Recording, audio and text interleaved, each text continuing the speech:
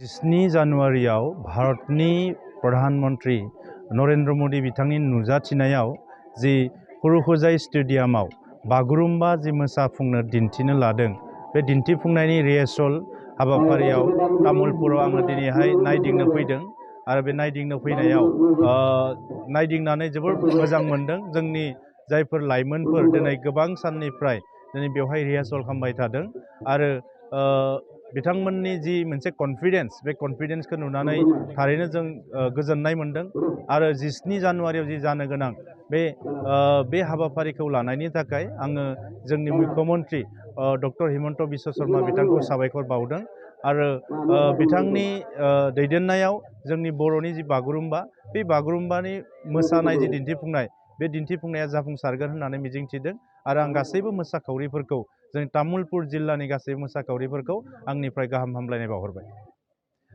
बेयाव जि मोसानाय दिन्थिफुंनाय बेयो मोनसे वर्ल्ड रेकर्ड जानो थांगोन। दा बेवहाय बेखायनो बागुरुम्बा जि मोसाफुंनाया बेबायदि मोनसे हिउज मोनसे क्राउड बा हाजार हाजार बा रोजा रोजा लाइमोनफोरनि बिदि दिन्थिफुंनाय जायाखैमोन। दा बेखायनो बेवहाय 10,000निख्रुइ बांसिन जि मोसाखावरिफोर बेवहाय बाहागो लागोन बे मोनसे वर्ल्ड रेकर्ड। जेरै बिहुखौ खालामबाय, जेरैहाय झुमुरखौ खालामबाय, थिग बेबायदिनो बागुरुम्बायाबो वर्ल्ड रेकर्ड जानो थांगासिनो दङ।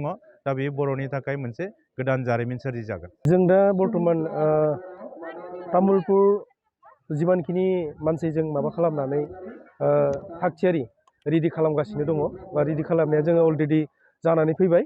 थ' दिनै तामुलपुर LAC नि एलेकायाव बा डिस्ट्रिक्टनि दिनैयाव ट्रेनिं होनाय जादों। थ' बेयाव जों ट्रेनिंखौ होखांनानै सानथाम बेयाव जों गुवाहाटियाव 11 तारिखै लाना थांगोन आरो 11 तारिखनिफ्राय जोङो 11 तारिखआव रेस्ट लानानै 12, 13, 14, 15 बेसिम जोङो बेवहाय गासै माबाखौ लानानै बेयाव माने पारफरमेन्सखौ खालामहोगोन बा रिहार्सल खालामगोन। बिनि उनाव जोङो 16 तारिखै रेस्ट होगोन, 16 तारिखै रेस्ट होनानै 17 तारिखै माने अपेन श' खालामगोन। दा जोंनि तामुलपुरनिफ्राय गासै माने थांगोन 778